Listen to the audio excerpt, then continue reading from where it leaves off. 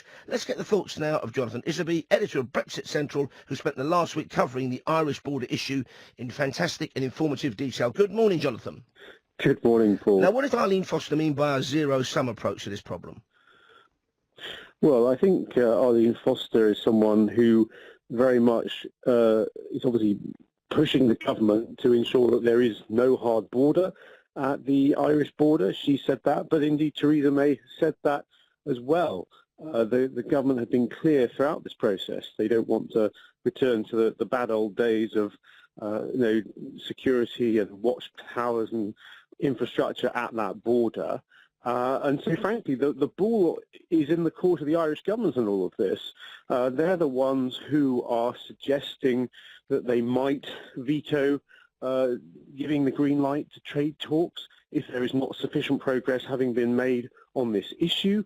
And obviously the lunch that Theresa May is having with Jean-Claude Juncker today is very much about ensuring that the things are unlocked so that the EU and UK can discuss trade after the European Council meeting later this month. It is, of course, our only land border with an EU remaining state. But I remember back in the 1970s, I know Ireland very well indeed, got Irish relatives, smuggling across the border, despite the security patrols, was rife because it's a very porous border, a very long border, and loads of country roads and back doubles, and people were smuggling stuff back and forth, sometimes exploiting EU subsidies in doing so. That's not going to change, is it?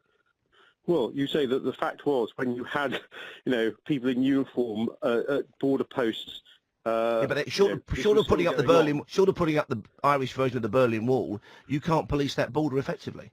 I think both sides accept that is true to a certain degree, and the issue with the border, by the way, is that it's in the Irish government's interests to move these talks onto trade because they would suffer far more, I think, than the British government if we don't secure a sensible trade deal between the UK and the European Union. So I think there's a feeling that the Irish government have slightly overplayed their hand, actually, over recent weeks on this issue.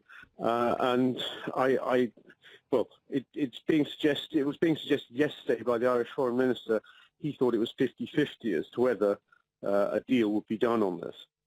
OK, let's turn, if we may, now to the mass resignation of the Social Mobility Commission over the weekend. Alan Milburn and co have gone. Two former cabinet ministers have resigned as well, one Tory, one Labour, and they are blaming Brexit negotiations and the lack of progress thereof squarely for their resignation. What's your response to that? Well, I think you've always got to be slightly careful when you've got kind of well-known Labour politicians resigning from positions and attacking a Conservative Former Tory cabinet minister, though, Jonathan.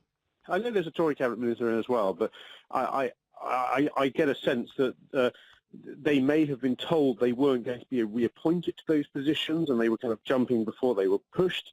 But the point I'd make about ensuring that the interests of the poorest in this country are looked after is that this is one of the reasons why I look forward to us getting out of the European Union, because the European Union is a protectionist racket in many ways, which is looking after the interests of French farmers and producers in other parts of the European Union, stopping us from being able to buy goods from around the world without those punitive tariffs. And if you look at things like food and clothing, which probably are the biggest chunk of the weekly outgoings for those with the least money, those are the kinds of things that get hit most by those European Union tariffs. Except that, with respect, when was the last time you were in Matalan or Primark, Jonathan?